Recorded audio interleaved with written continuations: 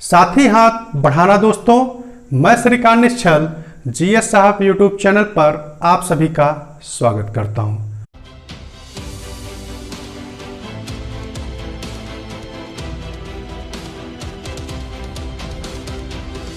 दोस्तों, आज का वीडियो ब्रह्मपुत्र नदी के उपनामों से संबंधित है। ब्रह्मपुत्र नदी अपने उद्भव से लेकर अंत तक कई नामों से जानी जाती है, उसी पर आज हम चर्चा करेंगे। दोस्तों, आज के वीडियो को शुरू करते हैं। दोस्तों, यह भारत का एक उत्तर पूर्वी हिस्सा आपको दिखाई दे रहा है, जिस हिस्से में ब्रह्मपुत्र नदी का अपवाह तंत्र आपको देखने को मिलता है। आपने पिछले वीडियो में इस बात को बहुत बेहतर तरीके से देखा और समझा कि ब्रह्मपुत्र नदी कैसे निकलती है और कैसे जाकर उसका अंत जो है बंगाल की खाड़ी में होता है। तो दोस्तों, ये हिस्सा भारत के मानचित्र में आप देखिए, ये भारत का मैप है, आपको दिखाई दे रहा है साफ साफ कि ये जो मैं आपको अलग कर रहा हूं, आप इस पर ध्यान से गौर कीजिए।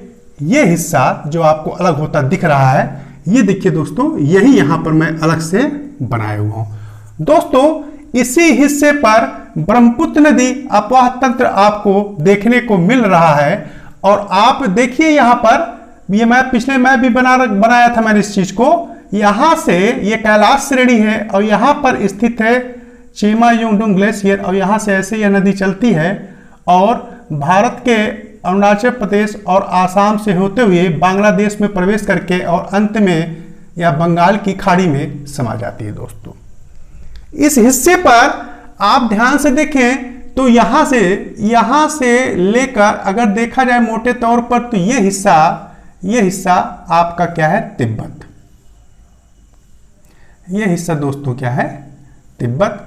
आप एक एक चीज को बहुत ध्यान से देखते चले, आपके कोई भी क्वेश्चन ब्रह्मपुत्र नदी से संबंधित गलत नहीं होंगे अगर आपने वीडियो को बहुत ही ध्यान से देखा और समझा है तो। दोस्तों, ये क्या है आपका, ये तिब्बत है, ये आपका है तिब्बत, और यह किसके है, चीन के अधीन है। चीन कह दीजिए या आप कह दीजिए ये तिब्बत का हिस्सा है। और दोस्तों, इसके नीचे आप आ जाइए, ये हिस्सा, ये आपका क्या है, भारत है। ये हिस्सा आपका क्या है, भारत है। दोस्तों, यहां पर देखिए, यहां से ये आप देखते हैं यहां तक, ये क्या है, भारत है दोस्तों। और ये इधर से देखें, ये पूरा हिस्सा आपको, ये क्या है आपका, चीन है। दोस्तों, ये चीज बहुत ध्यान से समझते चलिए, एक भी क्वेश्चन आपके गलत नहीं होंगे अगर आपने स्ट्रक्चर को ध्यान से रखा है। क्योंकि दोस्तों, कोई भी चीज अगर हम उसको देख लेते हैं और उसके मैप में उस चीज को देख लेते हैं, उसको समझ लेते हैं स्ट्रक्चर के माध्यम से, तो हमको जीवन भर नहीं भूलती है। और मेरा पूरा प्रयास शुरू से यही रहा है कि आपको कोई भी टॉपिक में समझाऊं तो आपके दिलो दिमाग में बिल्कुल बैठ जाए। आपसे अगर कोई भी क्वेश्चन किसी भी प्रकार से पूछा जाए तो आप उसको बहुत बेहतर तरीके से जवाब दे सकें, क्योंकि क्वेश्चन वही रहता है अगर आपने उसको समझा है और उसको कई प्रकार से घुमा के पूछा जाता है। तो एक एक चीज को आप बहुत ध्यान से समझते चलिए, जो है आपके क्वेश्चन कभी भी रॉन्ग नहीं होंगे, कभी भी गलत नहीं होंगे। तो दोस्तों, आप देखें कि यहां पर मान लीजिए क्या है, कैलाश श्रेणी है और यहां पर चीमा युंगडुंग ग्लेशियर है और यहां से ये ब्रह्मपुत्र नदी ऐसे चल रही है। ये अरुणाचल प्रदेश में प्रवेश करते हुए भारत के आसाम से होते हुए बांग्लादेश से और अंत में बंगाल की खाड़ी में समाहित हो जाती है। जो दोस्त इस वीडियो को पहली बार देख रहे हैं, मैं उनसे अनुरोध करता हूं कि वो मेरे पिछले वीडियो को जरूर देख लें, क्योंकि वह वीडियो इस वीडियो से बिल्कुल संबंधित है। क्योंकि वहां पर आपको ब्रह्मपुत्र नदी के उद्भव से अंत तक की बात की गई है कि किस प्रकार से ब्रह्मपुत्र नदी कैलाश श्रेणी से चलती है और बंगाल की खाड़ी में समा जाती है। दोस्तों, तो दोस्तों, यहां से लेकर यहां तक के बीच में ब्रह्मपुत्र नदी के कई नाम हैं। ठीक है दोस्तों, फिर से आप स्ट्रक्चर को ध्यान से एक बार देख लीजिए। इस स्थित को, ये क्या है, तिब्बत है, चीन है, ये भारत है, ये क्या है, तिब्बत, चीन, ये भारत नदी इसी के बीच में चल रही है। यहां से यहां तक इसके कई नाम आपको देखने को मिलेंगे। अब हम दोस्तों उद्भव से लेकर अंत तक ब्रह्मपुत्र नदी के जो नाम परिवर्तित होते दिख रहे हैं, हम उसको इसी बात को स्ट्रक्चर में यहां पर खोलकर दिखाते हैं और आपको वो चीजें बहुत अच्छे तरीके से समझ में आ जाएंगी दोस्तों। अब इस चीज को आप फिर से देख लीजिए यहां पर, क्योंकि मैं इसको हटाने जा रहा हूं यहां से।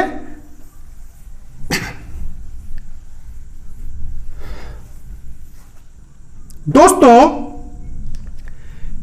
ये आपने पिछले वीडियो से देखा है कि ये आपकी क्या है, कैलाश श्रेणी है। ये आपकी कैलाश श्रेणी है, कैलाश श्रेणी है दोस्तों। और ये एरिया कौन सा है, अभी आप देखते चल रहे हैं, तिब्बत।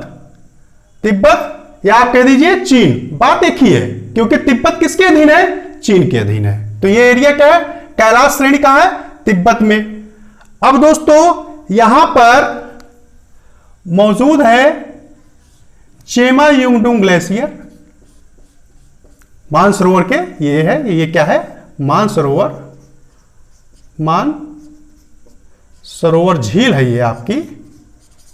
मानसरोवर झील के बगल में ये क्या है, चेमायुंगडुंग, क्या है, ये ग्लेशियर है दोस्तों। चेमायुंगडुंग ग्लेशियर है और यहां से यह नदी चलना शुरू करती है पूरब की तरफ, ये चलती चली जा रही है।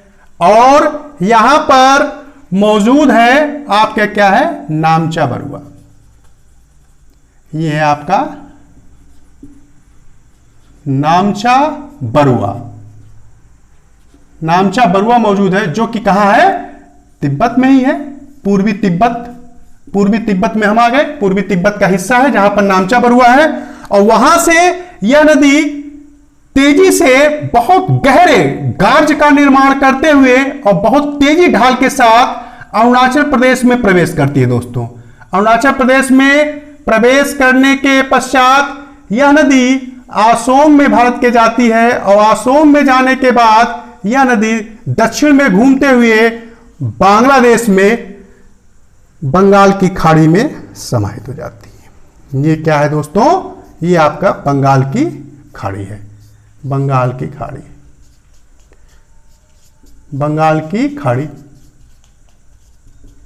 ठीक है दोस्तों, यहां से लेकर यहां तक ये पूरी ब्रह्मपुत्र नदी की स्थित है। यहां से यहां के बीच में, यहां से यहां के बीच में इसके कई नाम आपको देखने को मिलते हैं। अब हम दोस्तों उसकी बारी बारी से चर्चा करते हैं, आप ध्यान से देखते चलिए इस बात को।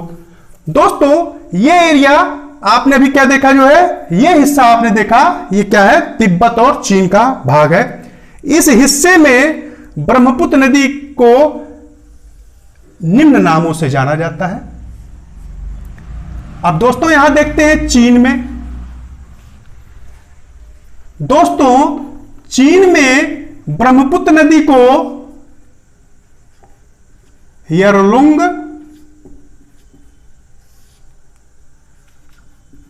जांगबो, यरलुंग जांगबो या जियांग, यरलुंग जांगबो या जियांग के नाम से जाना जा रहा है।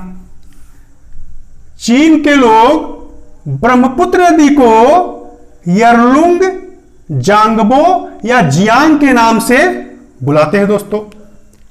आगे आप देखिए तिब्बत, तिब्बत के जो लोग हैं इस नदी को यरलुंग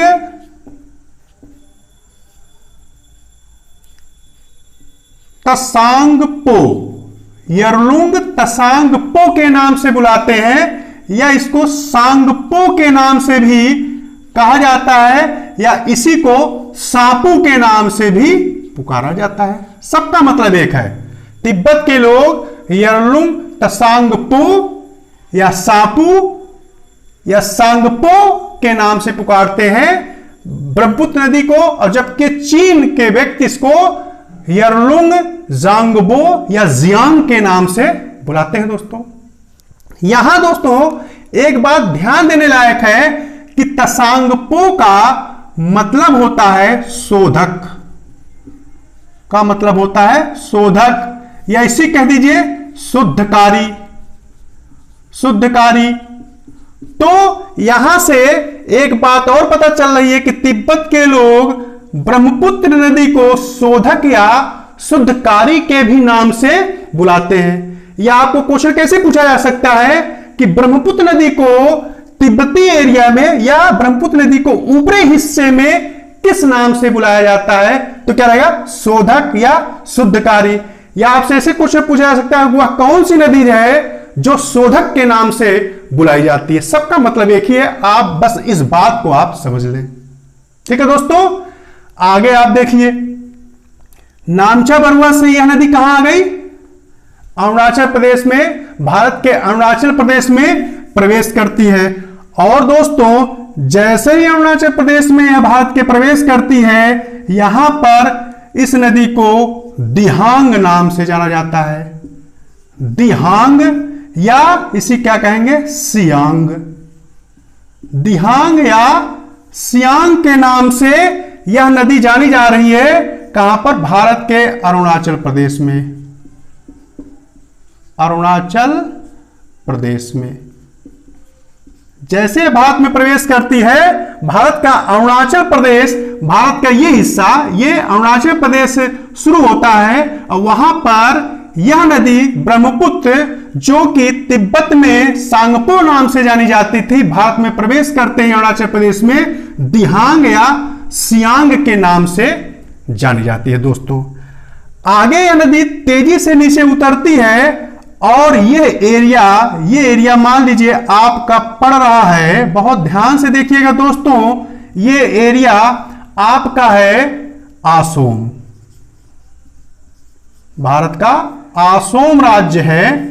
आसोम राज्य में ये जो जगह है ये तिनसुकिया डिस्ट्रिक्ट है, तिनसुकिया डिस्ट्रिक्ट है। और तिनसुकिया की इस जगह को अगर देखें तो यह स्थान है सादिया। बहुत ही अच्छी तरीके से आप समझिए, आपके क्वेश्चन कभी भी गलत नहीं होंगे दोस्तों। ठीक है दोस्तों, तो दिहांग नदी आगे बढ़ते हुए आसोम राज्य में बिल्कुल यहां पर, वहां पर देखेंगे आप जो है बिल्कुल अरुणाचल प्रदेश का पूर्वी सियांग जिला पड़ता है। अभी हम उसकी भी चर्चा करने जा रहे हैं। पूर्वी सियांग में जिला पासीघाट है। क्वेश्चन दोनों तरीके से आ जा रहा है, यहां से भी आ रहा है, वहां से, अभी मैं उसको भी लिख दे रहा हूं। आप वो समझिए ध्यान को कि तिनसुकिया डिस्ट्रिक्ट आसाम का और अरुणाचल प्रदेश का पूर्वी सियांग दोनों एक दूसरे से लगे हुए हैं। यहां पर मौजूद है सादिया। ठीक है दोस्तों, आसाम में तिनसुकिया डिस्ट्रिक्ट में मौजूद है सादिया। और इस सादिया डिस्ट्रिक्ट में देखा जाए, सादिया शहर में आकर दो नदियां आकर ब्रह्मपुत्र से मिलती हैं। एक नदी यहां से चलती है पूर्वी तिब्बत से और ये आकर इस हिस्से पर सादिया में जो है ब्रह्मपुत्र से मिलती है। इस नदी का नाम है दिबांग। कौन सी नदी दोस्तों, दिबांग। और दूसरी नदी एक और चलती है, वहीं से एक और नदी चलती है यहां से आगे बढ़ते हुए और यह भी आकर इसी हिस्से पर ब्रह्मपुत्र से मिलती है। यह नदी है लोहित, लोहित नदी। ठीक है दोस्तों, फिर से बात को समझिए, बिल्कुल दिमाग में बैठा लीजिए इस बात को, कभी क्वेश्चन रॉन्ग नहीं होगा। ब्रह्मपुत्र नदी भारत के अरुणाचल प्रदेश में आगे बढ़ती है, आसोम में जब पहुंचती है तो आसोम का तिनसुकिया जिले में स्थित जगह है सादिया, जहां पर दिबांग नदी और लोहित नदी इससे आकर मिलती है और वहां से जो इसकी धारा आगे बढ़ती है वह कहलाती है ब्रह्मपुत्र, वह कहलाती है ब्रह्मपुत्र। वह ब्रह्मपुत्र के नाम से जानी जाती है। यहां पर दोस्तों क्वेश्चन कंफ्यूज भी कर सकता है, आप बिल्कुल आप उसको बिल्कुल तैयार रखिएगा, कोई भी गलती उसमें नहीं होनी चाहिए कि या तो सादिया को देगा और या तो देखिए दोस्तों ये दोनों नदियां मैंने आपको बताया था तिनसुकिया के बगल में ही पूर्वी सियांग जिला अरुणाचल प्रदेश का मौजूद है। तो या तो जो है पूर्वी सियांग जिला है दोस्तों, और पूर्वी सियांग जिले में अरुणाचल प्रदेश के मौजूद है पासी घाट। पासी घाट। और ये दोनों कहां पे मौजूद? अरुणाचल प्रदेश। बात हो रही है अरुणाचल प्रदेश की। तो दोस्तों, कभी कभार क्वेश्चन दोनों तरीके से पूछा जाता है। दिबांग और लोहित नदी या तो आया कि पासी घाट में मिलने के बाद जब उनकी संयुक्त धारा, मतलब क्या है, दिबांग, लोहित और दिहांग यहां से चली आ रही, जब इनकी संयुक्त धारा आकर पासी घाट से मिलती है तो वहां से आगे यह ब्रह्मपुत्र नाम से जानी जाती है। इस तरीके से बात हो सकती है क्वेश्चन की, ऐसे भी पूछा गया है। दूसरी बात क्या है, आप फिर पढ़ रहे हैं कि दिबांग और लोहित नदी कहां पर आके मिल रही है? असम के तिनसुकिया जिले में सादिया में आकर जब इस नदी से आपकी दिहांग से आकर मिलती है, तब उसकी संयुक्त धारा जो आगे बढ़ती है वह ब्रह्मपुत्र नाम से असम में जानी जाती है। दोस्तों, तो अरुणाचल प्रदेश में ब्रह्मपुत्र नदी किस नाम से जानी जा रही है? दिहांग या सियांग नाम से। और जब इससे दिबांग और लोहित नदी आकर मिलती है तो वहां से इसकी धारा असम राज्य में आपको देखेंगे कि नाम से जानी जा रही है ब्रह्मपुत्र से। ठीक है दोस्तों, अब आगे बढ़ते हैं। आगे आप देखिए यहां पर यह हिस्सा, ये आपका है असम का धुबरी। धुबरी दोस्तों, धुबरी है। यहां से यह नदी बिल्कुल तीखे जो है नीचे दक्षिण की तरफ घूमते हुए, यह आपका एरिया है बांग्लादेश। यह आपका एरिया है बांग्लादेश। बांग्लादेश दोस्तों, यह हिस्सा आपका है बांग्लादेश। बांग्लादेश में यह नदी धुबरी, आसाम के धुबरी से दक्षिण की तरफ घूमते हुए बांग्लादेश में प्रवेश करती है। और दोस्तों, आगे जैसे बांग्लादेश में प्रवेश करती है तो बांग्लादेश में यह नदी जमुना के नाम से जानी जाती है। जमुना। ठीक है दोस्तों, और आगे जब यह नदी बढ़ती है तो यहां से आकर जो नदी भारत में गंगा के नाम से जानी जाती है, वह नदी बांग्लादेश में पद्मा कहलाती है। और यह जमुना नदी पद्मा से आगे मिलती है। वहां से इसकी संयुक्त धारा जब आगे बढ़ती है तो यह हिस्सा आप ध्यान से देखिए, यह हिस्सा है बांग्लादेश का चांदपुर जिला।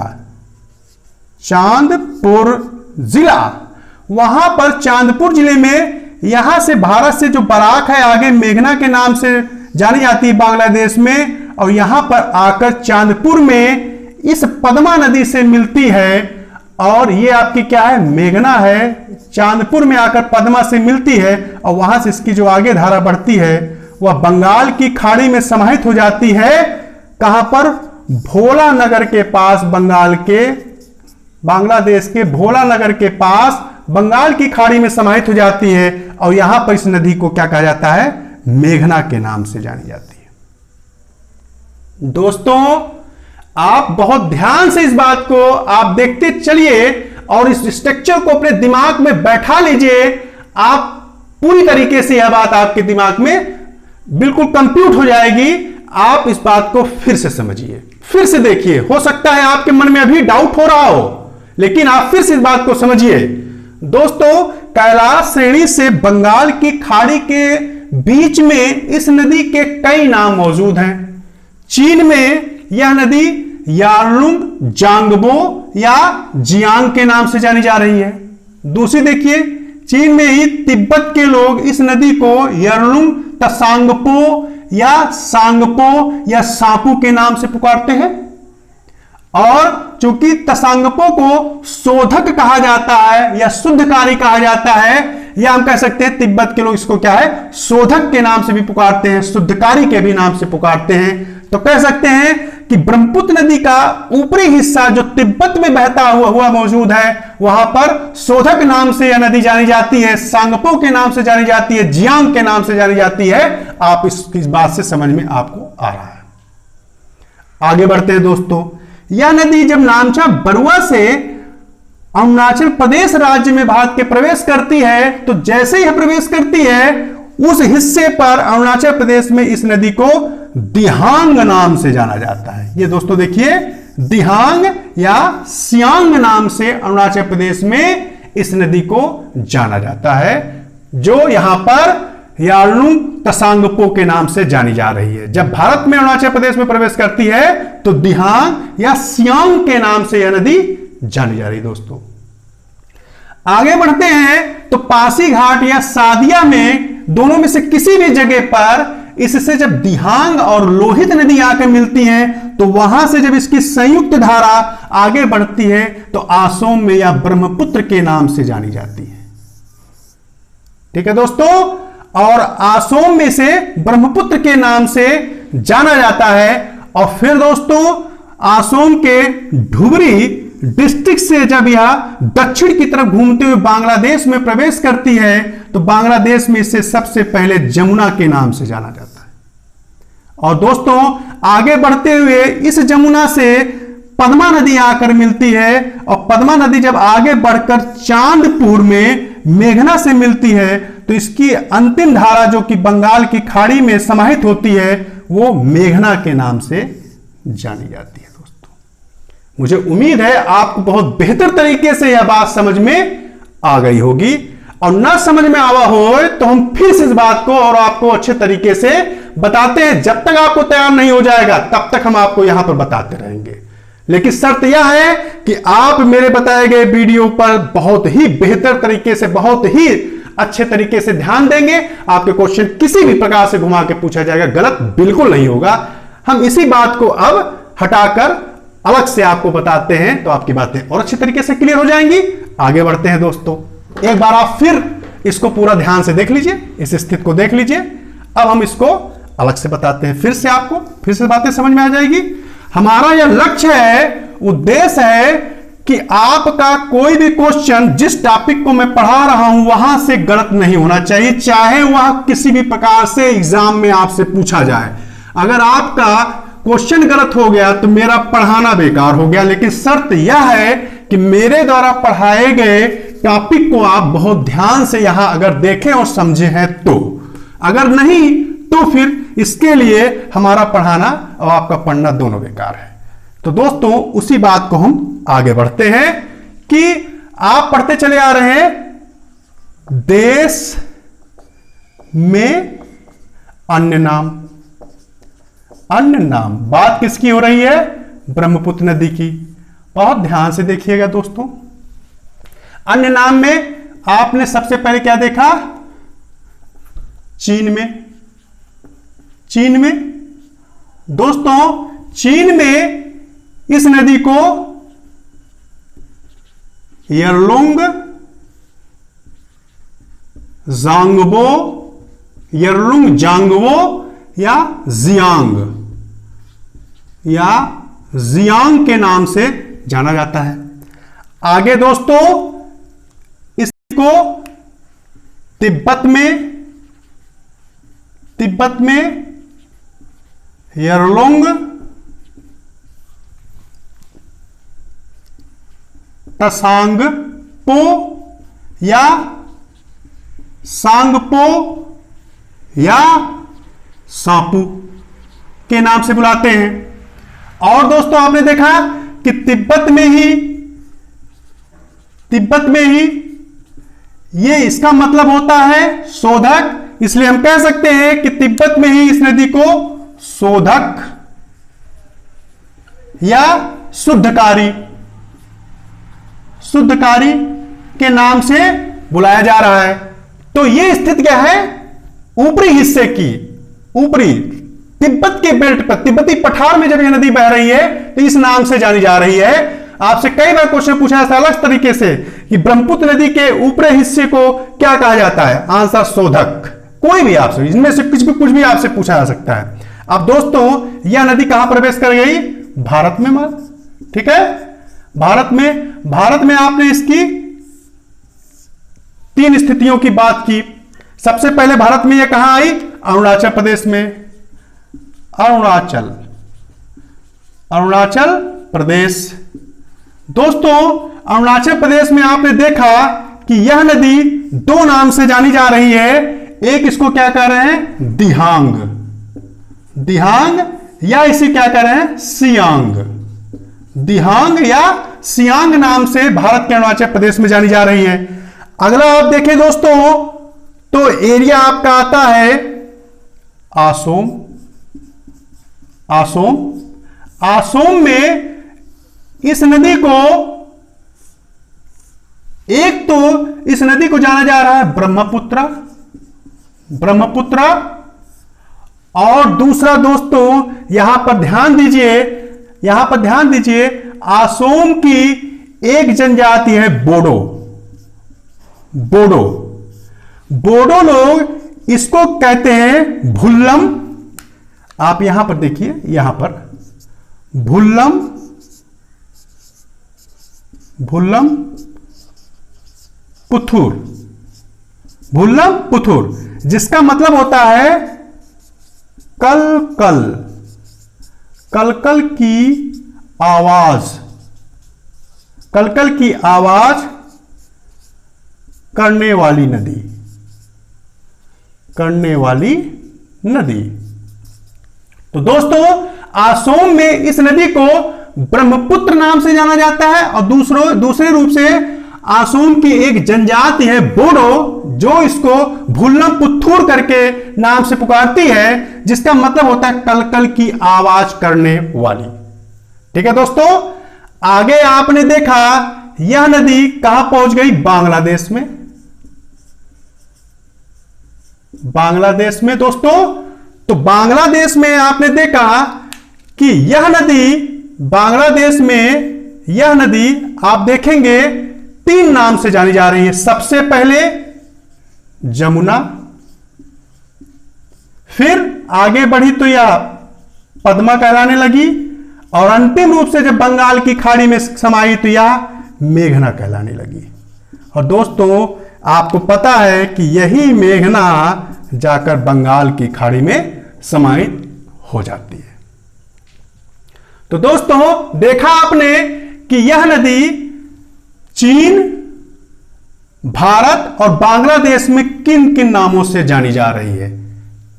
ठीक है दोस्तों, आप इस चीज को बहुत ध्यान से देखिए। चीन में यरलुंग जांगबो या जियांग के नाम से, तिब्बत में यरलुंग तसांगपो, सांगपू या सापू या शोधक या शुद्धकारी के नाम से जानी जा रही है। भारत में देखिए अरुणाचल प्रदेश में यह नदी दिहांग या सियांग के नाम से जानी जा रही है, और जबकि भारत के ही आसोम में इस नदी को ब्रह्मपुत्र नाम से जाना जाता है, जब इसमें दिबांग और लोहित आकर मिलती हैं।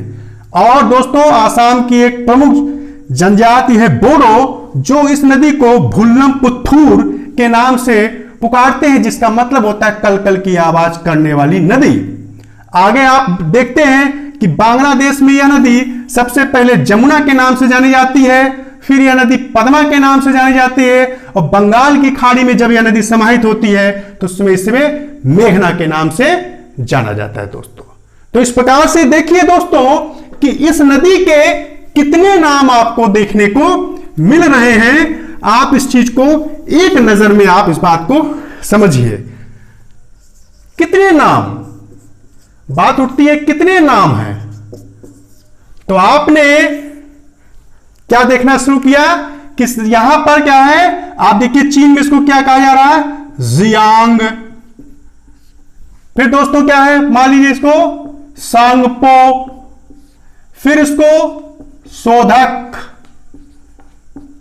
फिर इसको दिहांग या सियांग, यहां पे आप कैसे शोधक या शुद्धकारी, शुद्धकारी, यहां सांगपो या सापू, यहां जांगबो, जांगबो।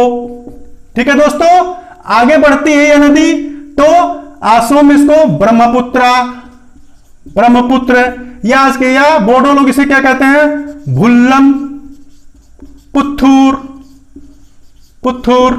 आगे बढ़ती है यह जमुना, फिर यह पद्मा के नाम से जानी जाती है, और अंत में मेघना के नाम से जानी जाती है दोस्तों। तो यह नदी कितने नामों से जानी जाती है, आप ध्यान से इस स्ट्रक्चर में आपको दिखाई दे रहा है। तो आप देखिए यहां से यहां तक, यहां से यहां तक यह हिस्सा आपका क्या है, चीन। ठीक है दोस्तों, यहां से यहां तक भारत, और यहां से यहां तक यह नदी कहां है? बांग्लादेश में। बांग्लादेश में। तो ये पूरी स्थित है। ब्रह्मपुत्र नदी को कितने नामों से जाना जा रहा है? तो आप यहां पर एक नजर में आप देख सकते हैं।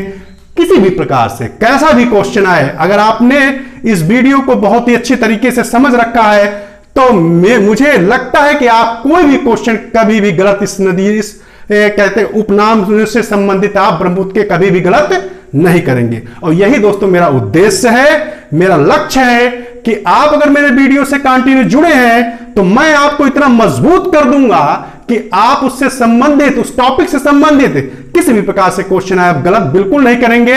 इसी उद्देश्य के साथ मैं स्ट्रक्चर को बनाते हुए आपको हर बारीकियों को अच्छे से समझा रहा हूं। और आपने अगर वीडियो को बहुत ध्यान से देखा, समझा है तो अपने अंदर आपको फुल कॉन्फिडेंस आ जाएगा।